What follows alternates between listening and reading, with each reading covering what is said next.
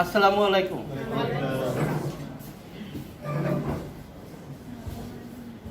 তো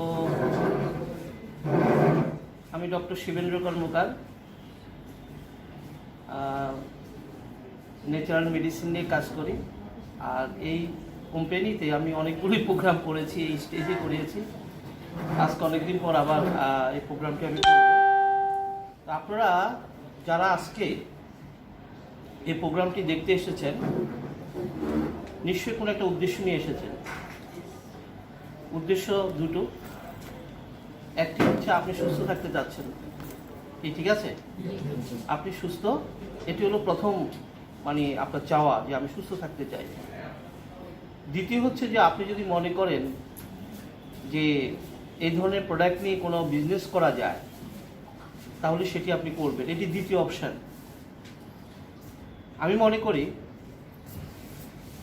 মনে করি যে প্রথম অপশান হচ্ছে আমরা সকলে চাই একটা সুস্থ জীবন, রোগমুক্ত জীবন, রাইট? এটি সবাই চাওয়া। আমি সেই স্বাস্থ্য বিষয় নিয়ে কথা বলবো, কিভাবে আমরা এই ধরনের ন্যাচারাল প্রোডাক্ট ব্যবহার করে রোগমুক্ত থাকব। প্রথম হচ্ছে রোগমুক্ত থাকব, রোগ থেকে মুক্ত হব। প্রথম হচ্ছে রোগমুক্ত থাকবো, রোগ থেকে মুক্ত হব, দুটো বিষয়।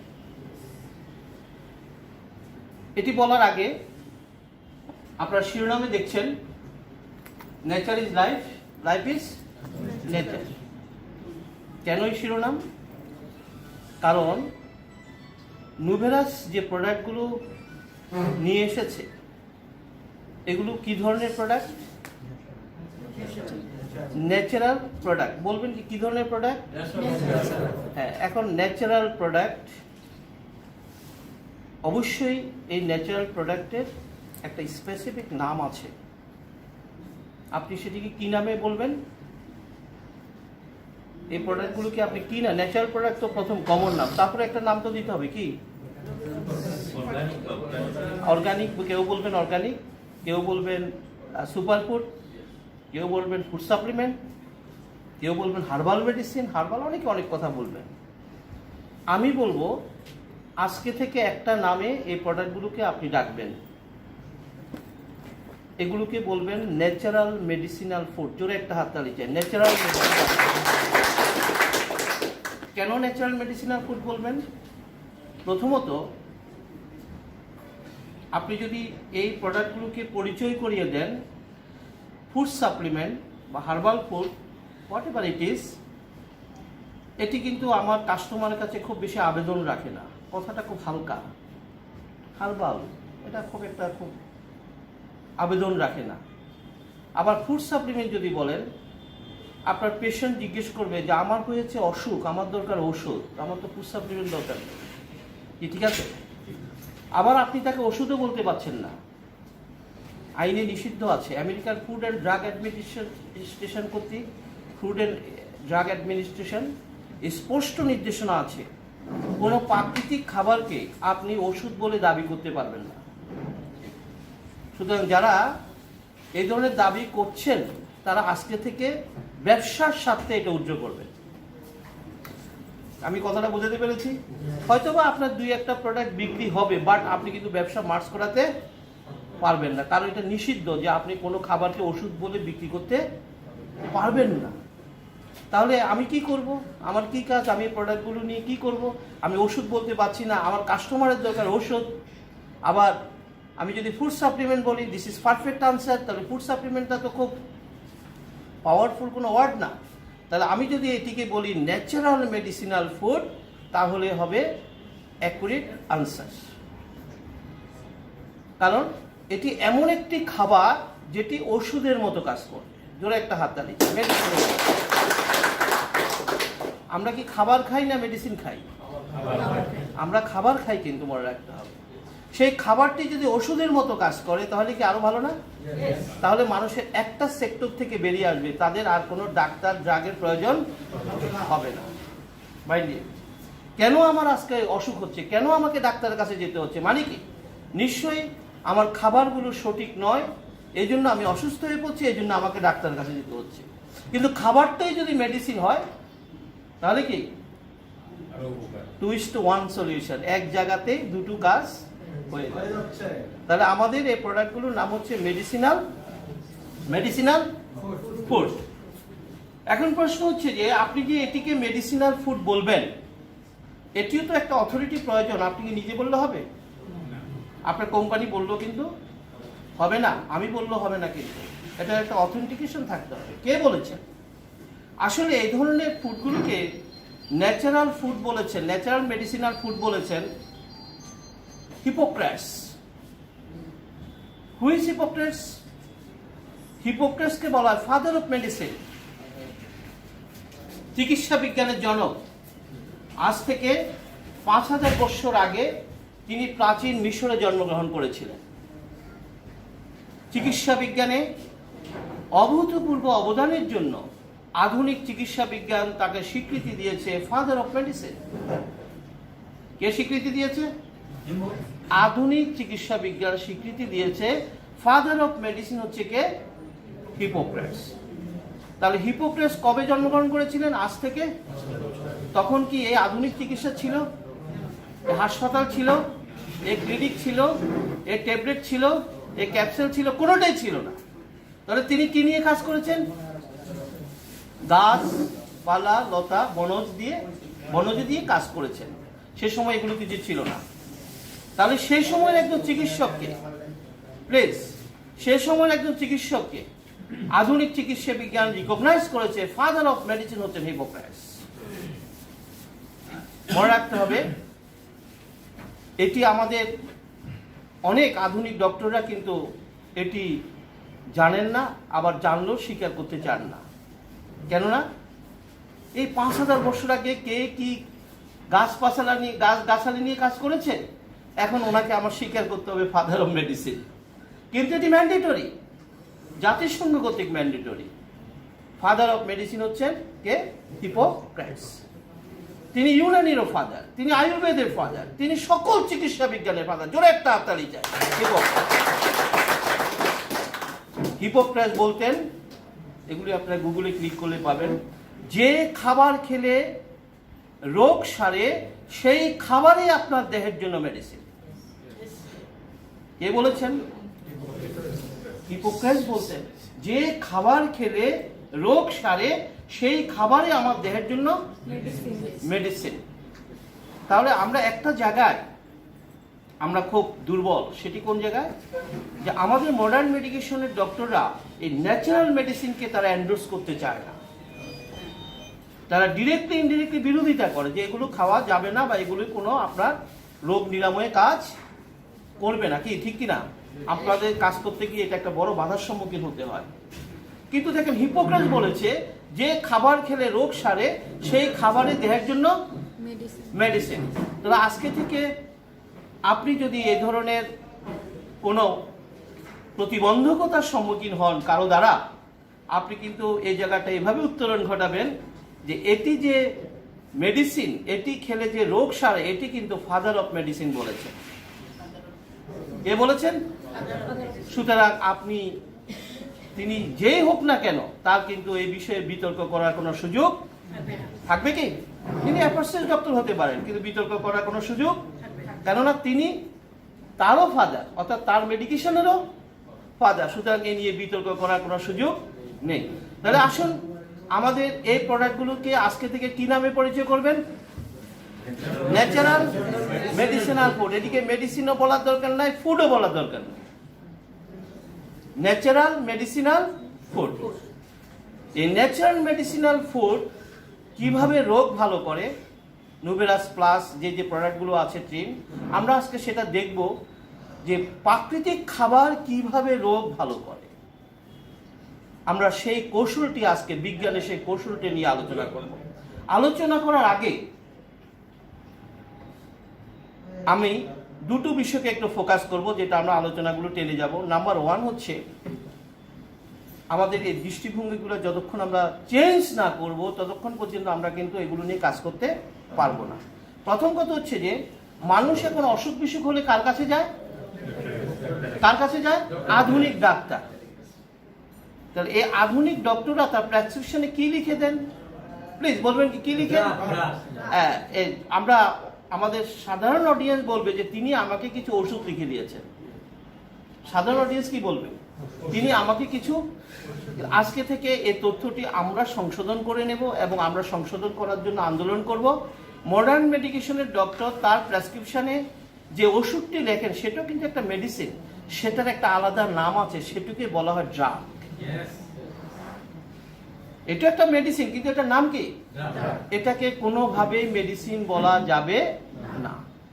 তাহলে আমার ওই অসুস্থ মানুষগুলো খাচ্ছে ড্রাগ, বলছে কি খাচ্ছে? মেডিসিন। সরি, খাচ্ছে ড্রাগ, বলছে কি খাচ্ছে? মেডিসিন বা ওষুধ। এই ইনফরমেশনটা রং না রাইট? Wrong information. এবার শুধু আমি চ্যালেঞ্জ দিয়ে বলছি, এই ইনফরমেশনটা যদি প্রতিটি মানুষ সংশোধন করতে পারে 80% ডিজিজ ওখান থেকে ভালো হয়ে যাবে। জোরে একটা 80%। কারণ ড্রাগ এবং মেডিসিনে স্পষ্ট পার্থক্য রয়েছে। গো টু গুগল, উইকিপিডিয়াতে জানা, ক্লিক করেন, আপনি ডেফিনিশন পাবেন যে ড্রাগ এবং মেডিসিন এক জিনিস নয়।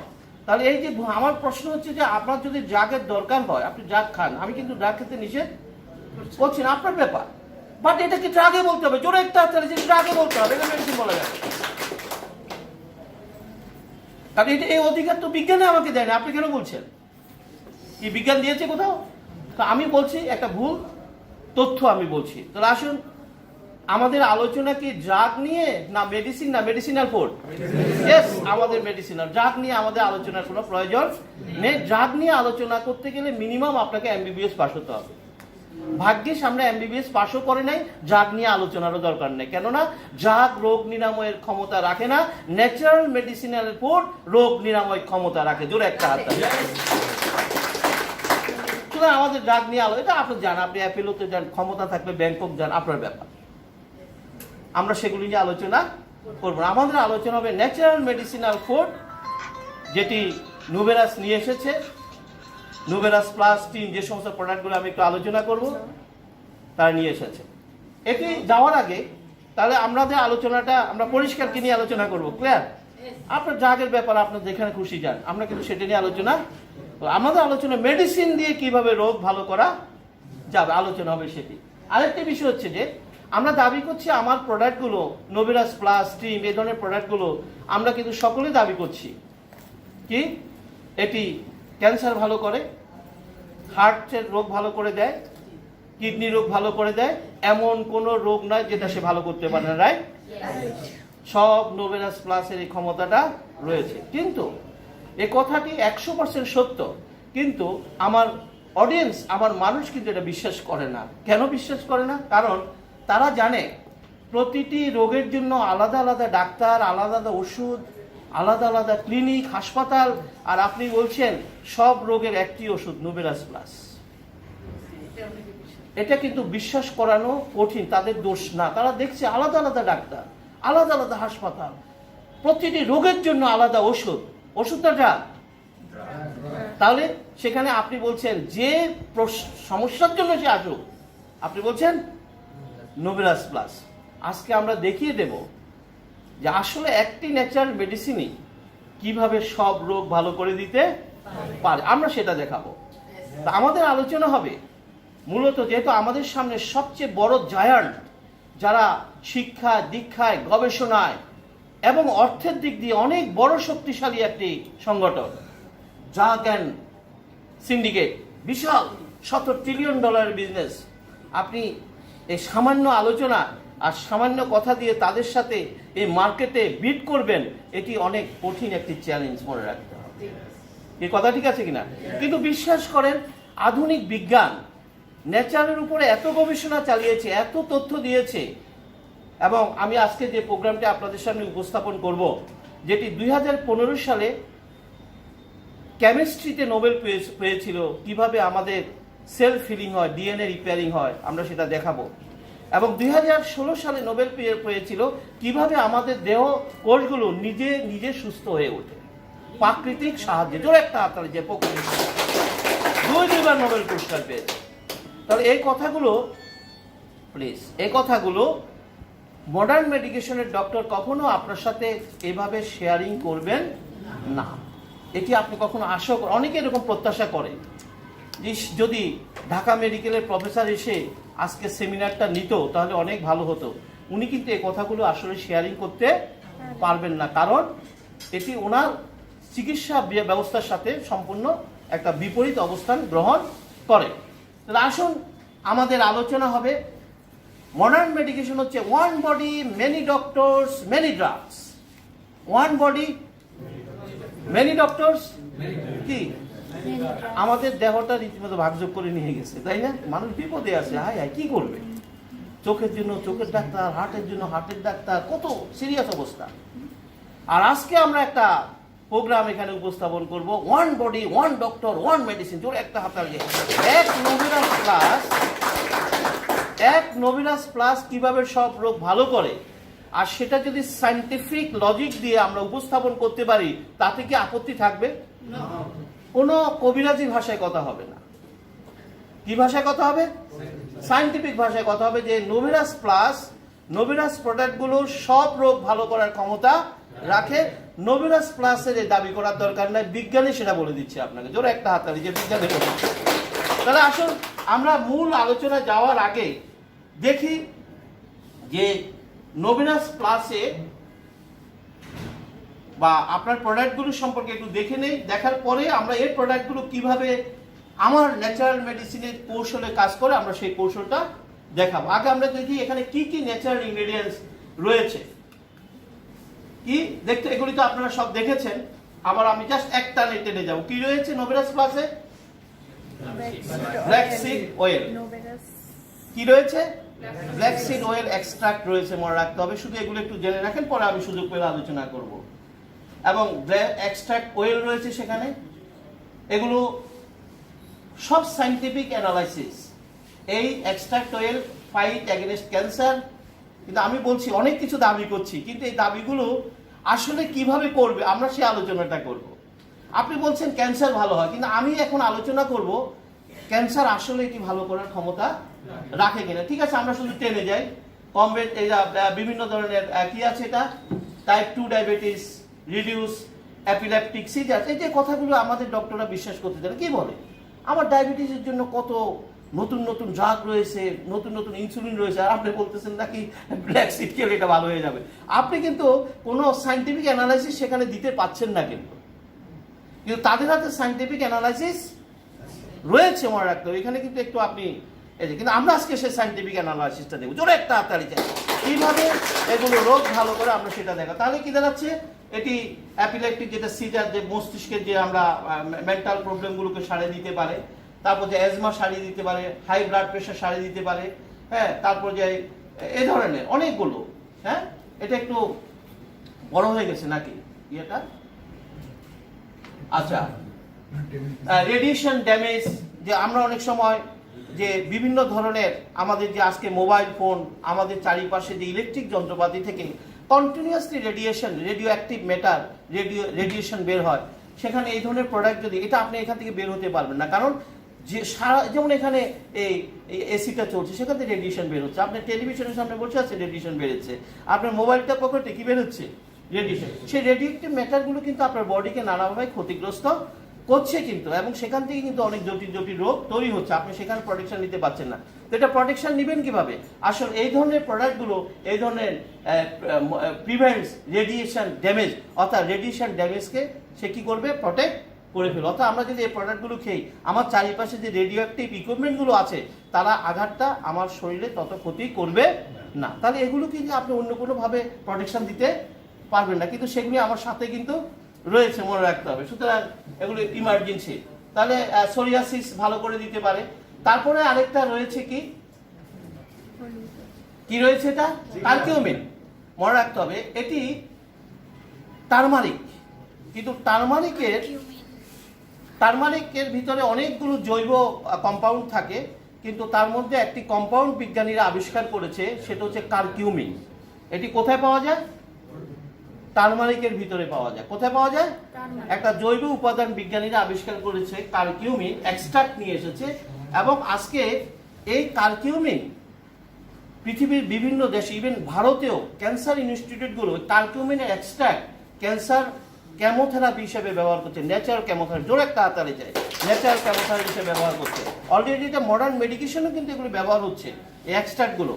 আপনার এই নোভেরাস প্লাস প্রোডাক্টে কারকিউমিন এক্সট্রাক্ট দেওয়া আছে, জোরে একটা হাতালে যায়। কারকিউমিন এটি মেডিকেলি প্রুভেন, সায়েন্টিফিক্যালি প্রুভেন যে কারকিউমিন অ্যান্টি ক্যান্সার অ্যাক্টিভিটিস রয়েছে। এই জন্য এটা ন্যাচারালি ক্যান্সার ট্রিটমেন্টের জন্য ব্যবহার করা হয়।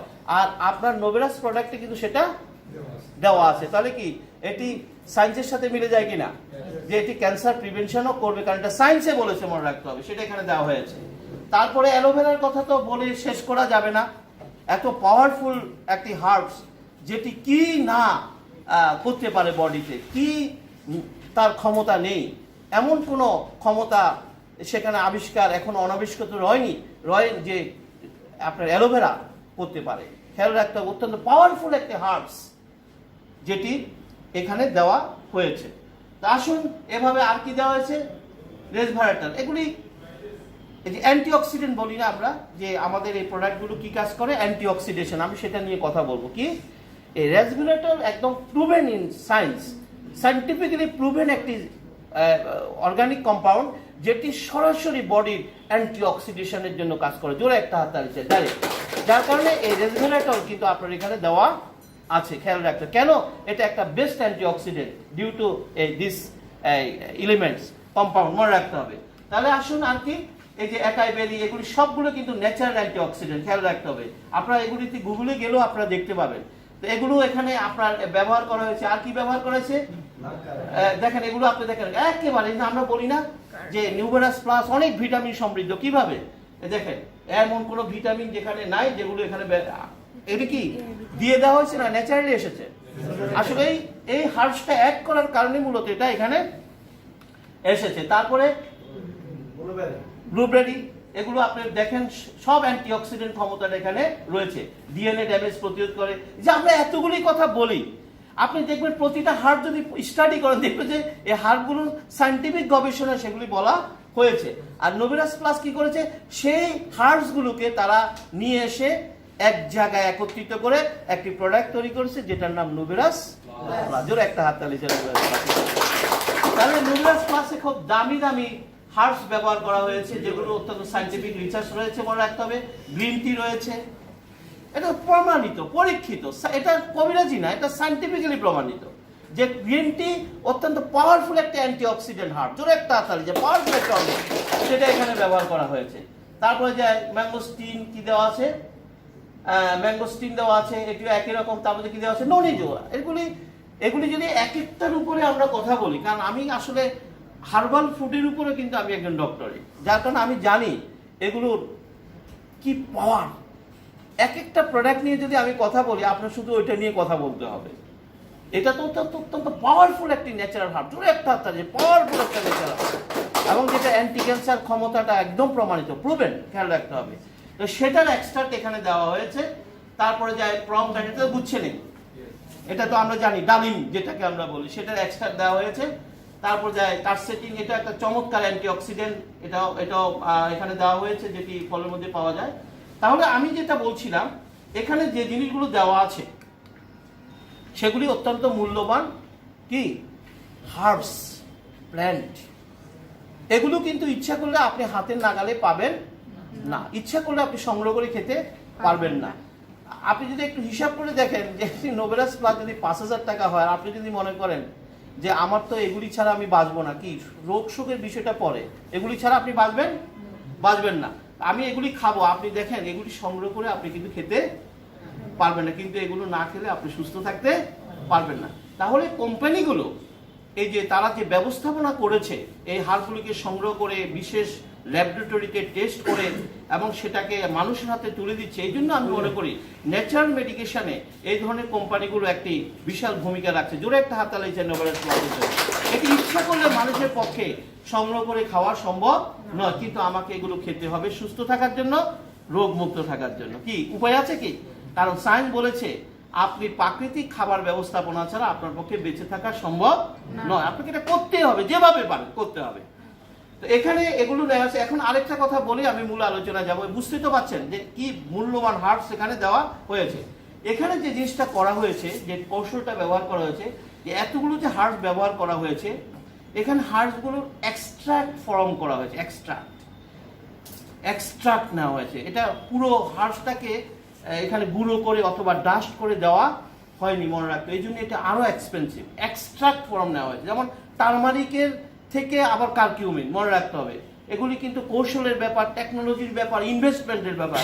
এটা ইচ্ছা করলেই আপনি ঘরে বসে এগুলি করা সম্ভব না, মনে রাখতে হবে। এখানে এক্সট্রাক্ট ফর্ম নেওয়া হয়েছে। যে এক্সট্রাক্ট ফর্ম নিতে গেলে তো সেখানে টেকনোলজির প্রয়োজন আছে। আবার এক্সট্রাক্ট ফর্ম নেওয়ার পরে এগুলোকে এমনভাবে এগুলোকে ন্যানো টেকনোলজিতে নেওয়া হয়েছে, যেখানে এত সূক্ষ্ম কণাতে পরিণত করা হয়েছে যেন এগুলো খুব ইজি বডিতে অ্যাবজর্বেশন হতে পারে। জোরে একটা হাত তাহলে ইজি বডি। এটা ইচ্ছা করলে আপনি ঘরে বসে হাম্বল দিস্তাতে গুঁড়ো করে আপনি কিন্তু এই ন্যানো টেকনোলজি এটা নিতে পারবেন। এটা ইজি স্মুথলি। এবং এই ধরনের প্রোডাক্টগুলো স্কিন দিয়ে পর্যন্ত বডিতে চলে যায়। জোরে একটা হাত তাহলে স্কিন দিয়ে বডিতে চলে যায়। এত ন্যানো টেকনোলজি। এটা কিন্তু ইচ্ছা করলে আপনি ওই টেকনোলজি ঘরে বসে ব্যবহার করা সম্ভব না। তাহলে এক্সট্রাক্ট ফর্মটা কি একটু উদাহরণ দিয়ে বলি, তাহলে আপনি বুঝতে পারবেন যে কেন 1 আউন্স 2 আউন্সের এত ক্ষমতা। কারণটা কি? কারণটা হচ্ছে, যেমন আপনি একটা আপেল খেয়েছেন, তো আপেলটা কি একটা খাদ্য নাকি? খাদ্য। তাহলে আপেলটার এক্সট্রাক্ট ফর্মটা কি? আপনি 60% হচ্ছে, 65% হচ্ছে যে ওয়াটার। তাহলে বাদ রইল কত? 35%। 35% 20 থেকে 25% হচ্ছে ফাইবার, যেটা পায়খানা দিয়ে বেড়ে যাবে। বাকি রইল কত পার্সেন্ট? 10%। মনে রাখতে হবে, এর 10% হচ্ছে একটি আপেলের নিউট্রিশন, যেটা এক্সট্রাক্ট ফর্ম। ধরো একটা হাত তাহলে এক্সট্রাক্ট ফর্ম। তাহলে আপনি একটা আপেল যদি খান, আপেলের কত পার্সেন্ট আপনি নিউট্রিশন পাবেন? 10%। মাইন্ড ইট, কত পার্সেন্ট?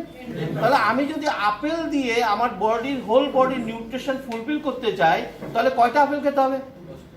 এটা কি সম্ভব? এটা সম্ভব না, খাইতে ভালো লাগবে না। কিন্তু বডির নিউট্রিশনটা আপনি কিভাবে ফুলফিল করবেন? আজকে কেন এই ধরনের নিউট্রিশনগুলো দরকার? কারণ ইচ্ছা করলে আপনি 1 ডজন কলা খেতে পারবেন না, সম্ভব না।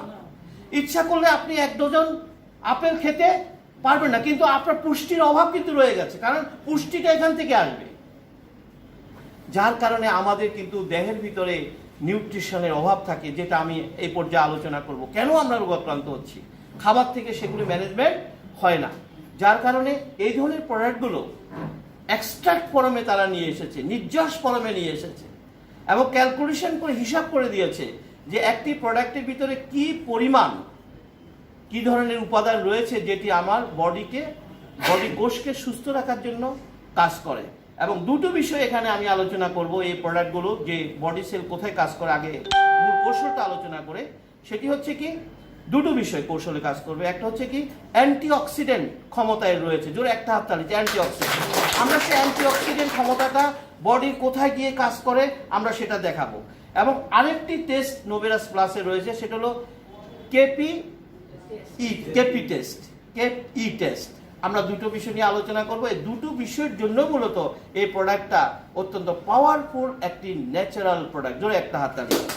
এবং আমরা এখন দেখবো যে আসলে এগুলি পরবর্তীতে আলোচনা করছি। এই দুটি প্রোডাক্টের দুটো বিষয়, একটা হচ্ছে কি অ্যান্টিঅক্সিডেন্ট ক্ষমতা, যেটা অর্ক টেস্টের মাধ্যমে করা হয়েছে, আর একটা হচ্ছে কেপি টেস্ট। আমরা এই দুটো টেস্ট নিয়ে পরে কথা বলবো। আগে আমরা দেখি এই ন্যাচারাল প্রোডাক্ট কিভাবে রোগ ভালো করে। আমাদের আলোচনা হবে one body one doctor one body, জোরে বলেন, one body one doctor.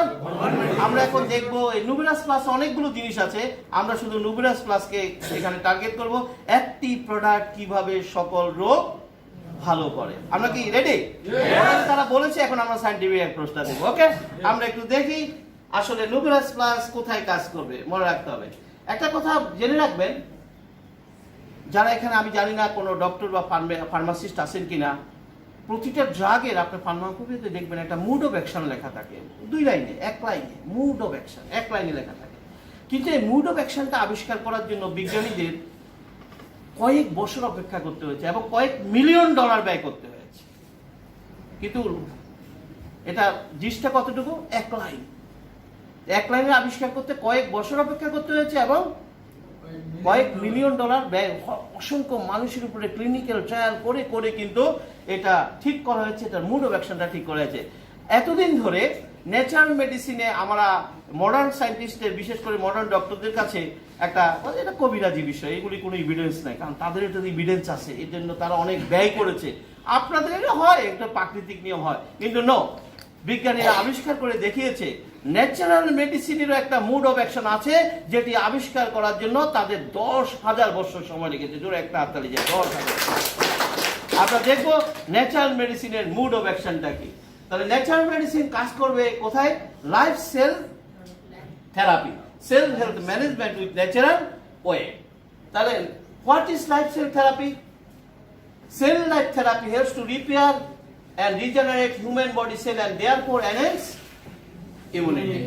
This is our mood of action. জোরে একটা হাতের যে mood of action। এই দুই লাইনের বিষয়টি আলোচনা করার জন্য বিজ্ঞানীদের 10,000 বছর সময় অপেক্ষা করতে হয়েছে। 2015 সালে এবং 2016 সালে এসে বিজ্ঞানীরা এই কৌশলটি নিশ্চিত করেছে যে কিভাবে দেহ কোষগুলো প্রাকৃতিক ব্যবস্থাপনায় সুস্থ হয়ে ওঠে। তাহলে আসুন আমরা একটু দেখি যে সেলকে রিপেয়ার, রিপ্লেস করতে পারলে সকল প্রবলেম সলভ হতে পারে। সেই সেলগুলো কি দিয়ে তৈরি? Cell is tiny like our body comprises of 100 trillion of cells. As like as bricks, এই যে বিশাল বিল্ডিং কি দিয়ে তৈরি হয়েছে? ইটের পর ইট দিয়ে তৈরি হয়েছে। ঠিক আমাদের এই দেহটা তৈরি হয়েছে ক্ষুদ্র ক্ষুদ্র কোষ দিয়ে। প্রতিটি কোষ হচ্ছে টাইনি লাইফ, ক্ষুদ্র জীবন। বিজ্ঞানীরা বলেছে একজন মানুষের দেহে এভাবে 100 ট্রিলিয়ন কোষ রয়েছে। কত ট্রিলিয়ন? 100 ট্রিলিয়ন। প্লিজ এটা বন্ধ করে দেবেন। তাহলে 100 ট্রিলিয়ন কোষ রয়েছে। প্রতিটি কোষ কি টাইনি লাইফ, ক্ষুদ্র জীবন। তাহলে আমরা অ্যাকর্ডিং টু সায়েন্স আমরা কি বলতে পারি আমাদের এই দেহটি 100 ট্রিলিয়ন জীবনের একটি ইউনিট? বললে কি ভুল হবে? আজকে থেকে, এই মুহূর্ত থেকে ভুলে যান। হোল বডিটা কি দিয়ে তৈরি? সেল দিয়ে। তাহলে আমার হার্ট কি দিয়ে তৈরি? কিডনি কি দিয়ে তৈরি? লিভার কি দিয়ে তৈরি? চোখ কি দিয়ে তৈরি? Everything comprises of cell. জোরে একটা হাততালি, এভরিথিং কম্প্রাইজেস। তাহলে আমার দেহে যদি কোনো রোগ হয়, রোগটা কোথায় হয়েছে? আমার হার্টে যদি কোনো রোগ হয়, রোগটা কোথায় হয়েছে? হার্ট সেলে। কিডনিতে যদি কোনো রোগ হয়, রোগটা কোথায় হয়েছে?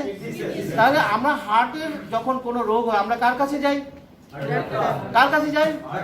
হার্টের ডাক্তারের কাছে যাই। কিন্তু সমস্যাটা কি হার্টের না হার্টের কোষের? তাহলে ট্রিটমেন্টটা কোথায় দিতে হবে?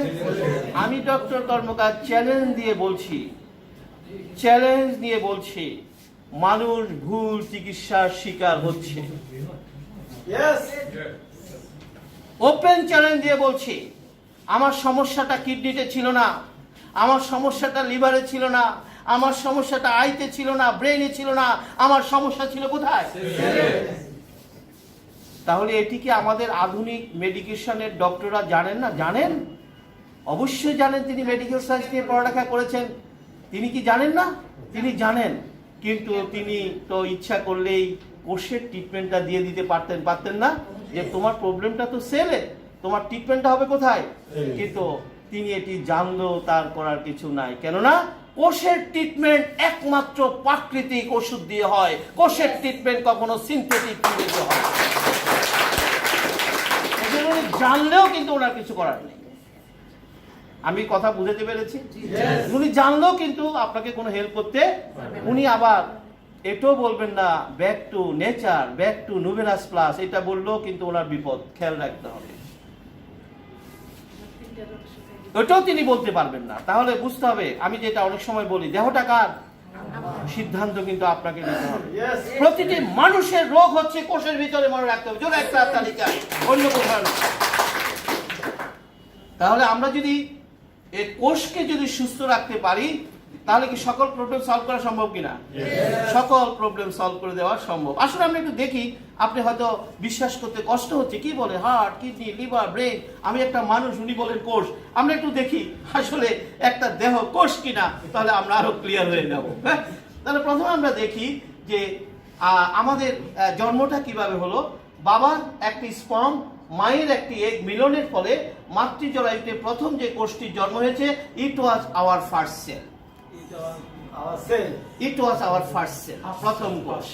বিজ্ঞানীরা এই কোষটির নাম দিয়েছে জাইগোট। মনে রাখতে হবে পৃথিবীর সব মানুষ একই প্রক্রিয়ায় জন্মগ্রহণ করেছেন। সেই হিলারি ক্লিন্টন বলেন আর ট্রাম্প বলেন, তাদের জন্য বিশেষ কোনো সুযোগ সেখানে রাখা হয়নি। সকল মানুষ কিন্তু একটি ন্যাচারাল প্রক্রিয়ায় জন্মগ্রহণ করেছে। তাহলে আমাদের প্রথম কোষটির নাম কি? তাহলে আমাদের আদি নাম কি? পরে রহিম, করিম, অমুক সেমুক, কিন্তু সকলের প্রথম আদি নাম ছিল জাইগোট। আসুন আমরা একটু দেখি এই জাইগোট সৃষ্টির জন্য কি কৌশল ছিল। বিজ্ঞানীরা দেখিয়েছে মায়ের একটি ডিম্বাণুর সাথে, বড়টি ডিম্বাণু, মায়ের একটি ডিম্বাণুর সাথে বাবার 300 to 400 মিলিয়ন স্পার্ম ফাইট করেছে। বাবার 300 to 400 মিলিয়ন স্পার্ম ফাইট করেছে মায়ের একটি ডিম্বাণুর সাথে।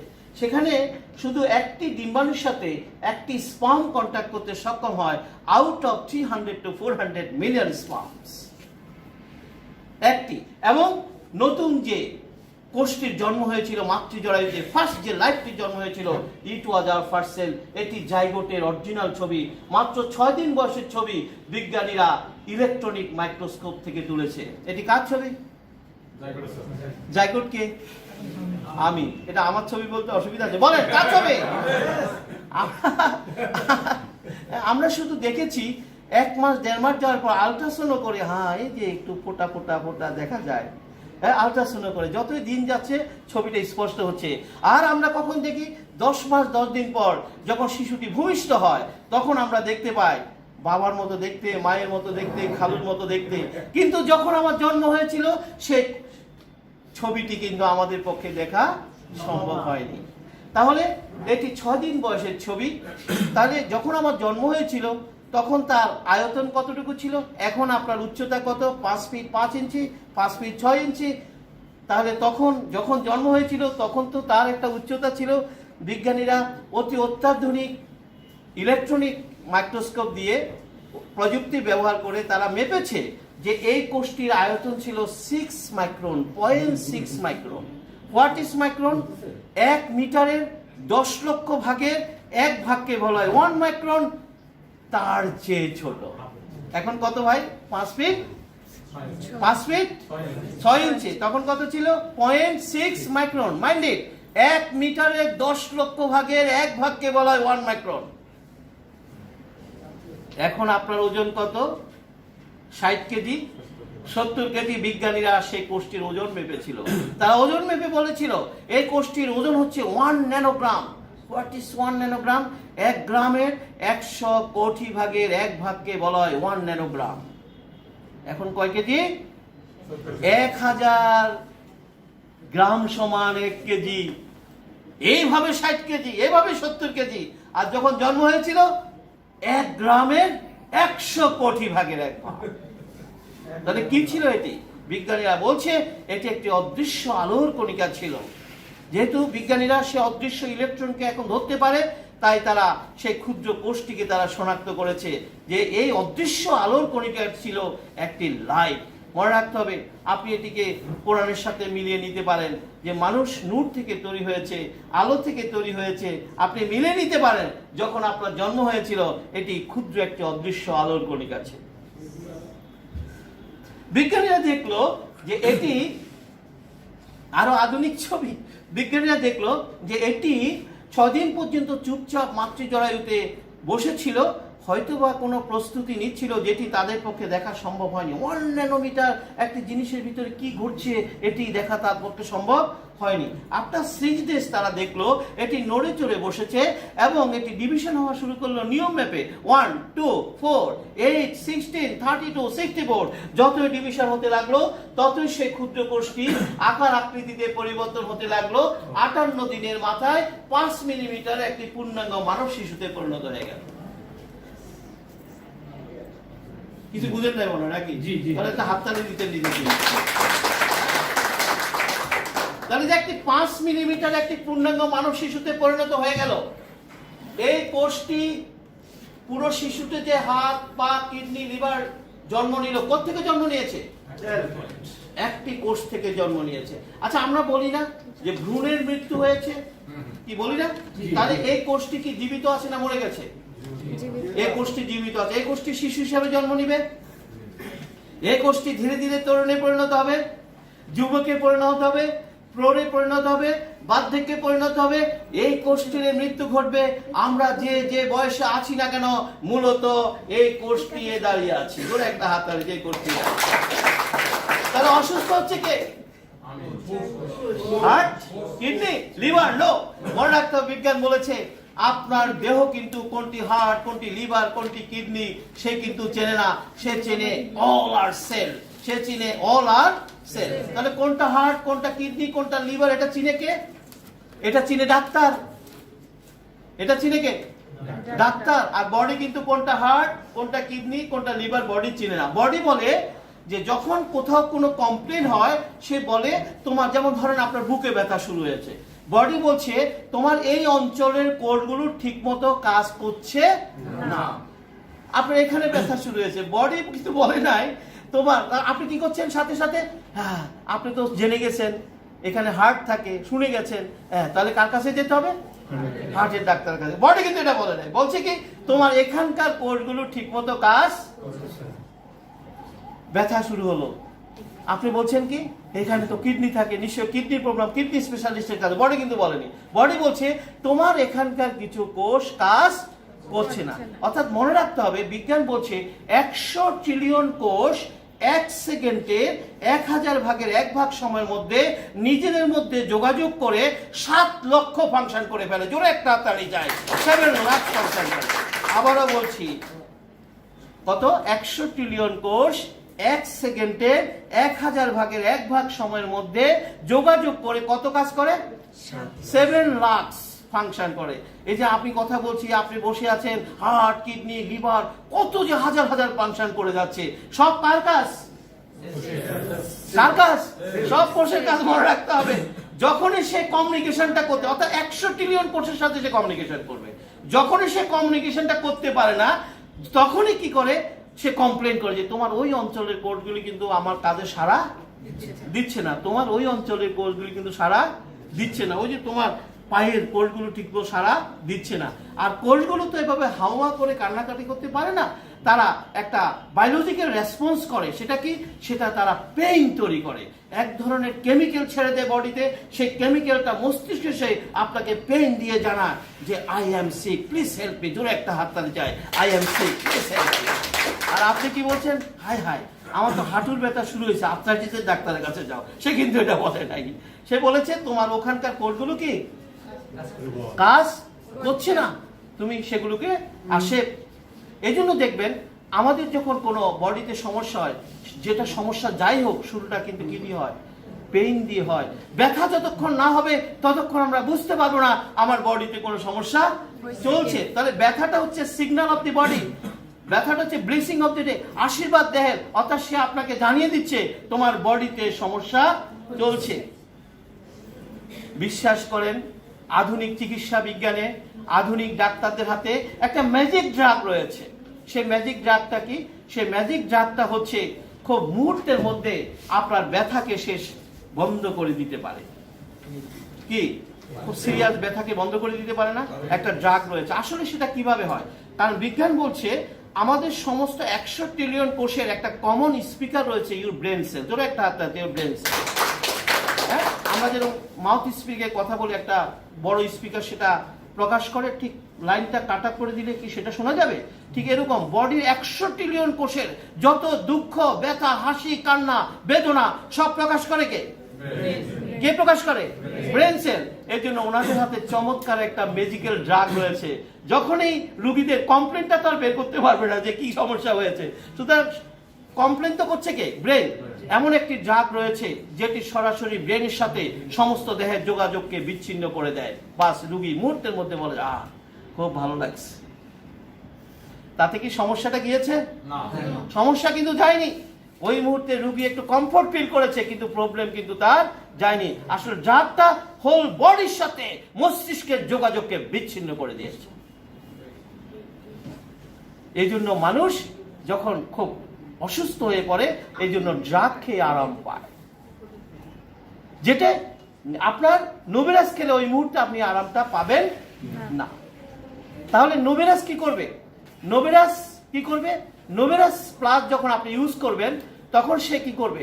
কোষের অসুস্থতাকে সারিয়ে তুলবে।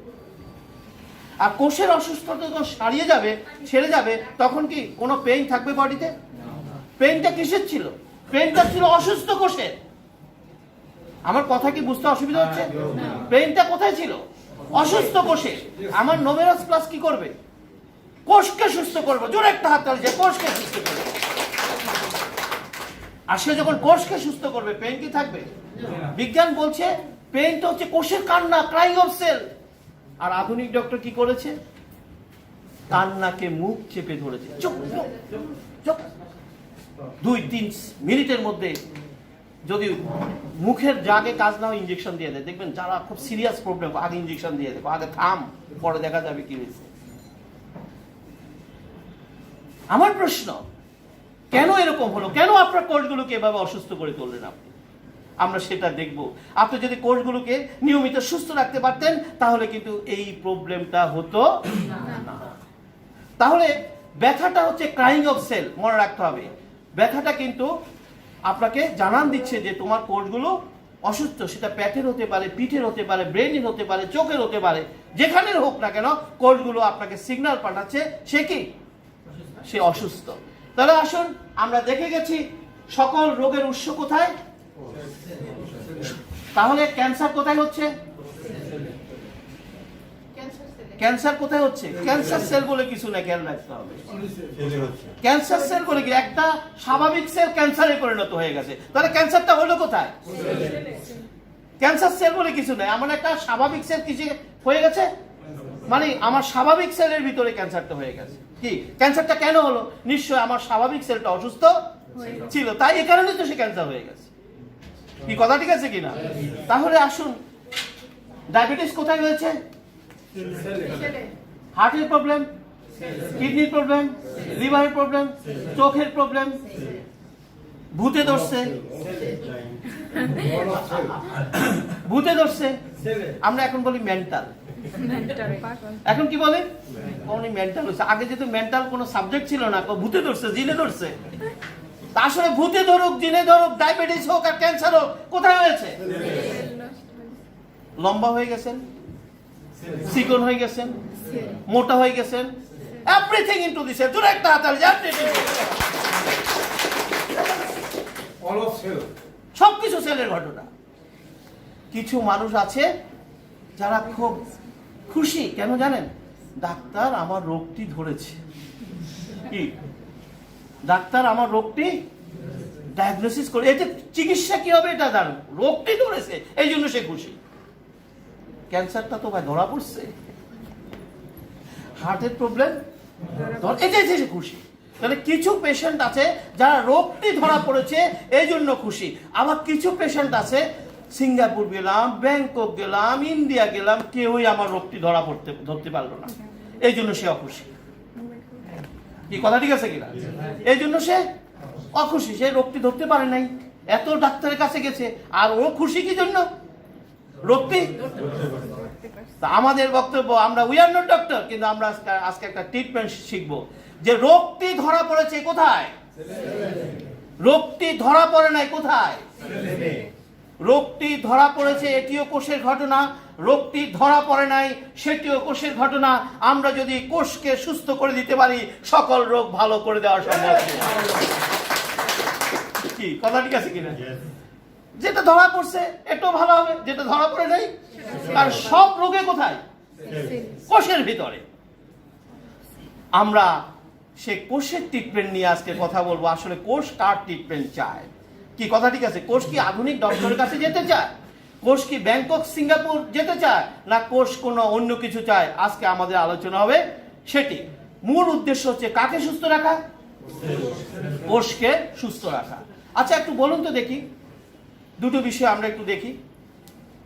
তাহলে যেটি আমরা বলবো সেটি হলো যে কোষ যদি সুস্থ থাকে দেহ, কোষ যদি অসুস্থ থাকে, কোষ যদি মরে যায় মানুষের মৃত্যু ঘটে। আচ্ছা আমরা কি শুনেছি যে কোনো মৃত মানুষের কোনো চিকিৎসা হয়? কোন মৃত মানুষের কোন হাসপাতাল আছে? মৃত মানুষের ঠিকানা কোনটি? কবর অথবা শ্মশান, নাকি? তাহলে মৃত মানুষ মানে কে মরেছে? অর্থাৎ মৃত কোষের কখনো চিকিৎসা হয় না। খুব গুরুত্বপূর্ণ আলোচনা, এই জায়গাটা বুঝবেন। আমি আবারও একটা কথা আপনাদেরকে বলছি, এই আলোচনাগুলো আপনারা যদি মনোযোগ দিয়ে শুনেন, 80% ডিজিজ জায়গায় বসে ভালো হয়ে যাবে। জোরে একটা হাত তালি যে 80% ডিজিজ, 20% চোখ বুঝি শুধু নোবেরাস খাবেন, সব রোগ ভালো। আর আপনি যদি কনসেপ্টটা ক্লিয়ার না হন, নোবেরাস 10 বোতল খাইলে আমি তো কোনো উপকার পাই নাই, কারণ আপনার কনসেপ্টটা ক্লিয়ার, মুড অফ অ্যাকশনটা ক্লিয়ার হন নাই। এই জন্য অনেকে বলে ওই খাইছি তো ভাই, কোনো কাজ তো হয় নাই, কিন্তু ডাক্তারটা খাইলে তো কাজ হয়। কিন্তু সে তো কত বেকো যে ডাক্তারটা খাইলে কাজ হয়, অত ডাক্তারটা আরো তাদের ক্ষতিগ্রস্ত করে ফেলছে। অর্থাৎ কনসেপ্টটা ক্লিয়ার হয় না, এই কারণে কি কথা ঠিক আছে, জোরে একটা হাততালি চাই। কনসেপ্ট ক্লিয়ার হয় না, ডাক্তারেরটা কিন্তু তার আরো ক্ষতি করে ফেলছে। কিন্তু সে কি বলে, ওইটা খাইলে তো ভালো লাগে, আপনারটা তো খাইতে বুঝতেছি না কি হয়েছে ঘটনাটা, কি কথা ঠিক আছে কিনা। তাহলে আপনি কনসেপ্টটা ক্লিয়ার হইতে হবে। আমি আবারও বলছি, একমাত্র প্রাকৃতিক ওষুধের এই রোগ নিরাময় ক্ষমতা আছে, জাগের কোনো রোগ নিরাময় ক্ষমতা নেই। তাহলে আমি অসুস্থ হলে কার কাছে যাব? যার ক্ষমতা আছে তার কাছে যাব, না যার ক্ষমতা নাই যার কাছে যাব? এখন মানুষ কার কাছে যায়? যার কোনো ক্ষমতা নেই তার কাছে যায়। কি বিপদের মধ্যে আমরা আছি শুধু কনসেপ্টটা ক্লিয়ার না হওয়ার কারণে। আপনারা যারা এটা নিয়ে বিজনেস করবেন, মানুষকে শুধু কনসেপ্টটা ক্লিয়ার করবেন, প্রোডাক্ট বিক্রি করার জন্য আপনার পেছনে তাকাতে হবে না। সে আগে থেকে লাইন ধরবে যে আমি যদি এই প্রোডাক্ট ইউজ না করি তাহলে কালকে আমি অসুস্থ হয়ে পড়ব। জোরে একটা হাতের, কালকে অসুস্থ। কি কথা ঠিক আছে তো? সুতরাং এই কনসেপ্টটা ক্লিয়ার করতে হবে। তাহলে আসুন, আমরা তো রোগ ভালো করব না, আমরা রোগ ভালো করার কোনো ক্ষমতা আমাদের হাতে নাই। তা কি ডাক্তারদের হাতে আছে? ডাক্তারদের হাতে আছে। আমরা কাকে সুস্থ রাখবো? কোষকে সুস্থ রাখলে আমার দেহে কোনো রোগ হবে না, এটাই কৌশল। তাহলে আসুন, আমরা অসুস্থ হলে কার কাছে যাই? তাহলে অসুস্থ মানি কে অসুস্থ? তাহলে প্রথম হচ্ছে কোষটি জীবিত আছে, তারপরে অসুস্থ।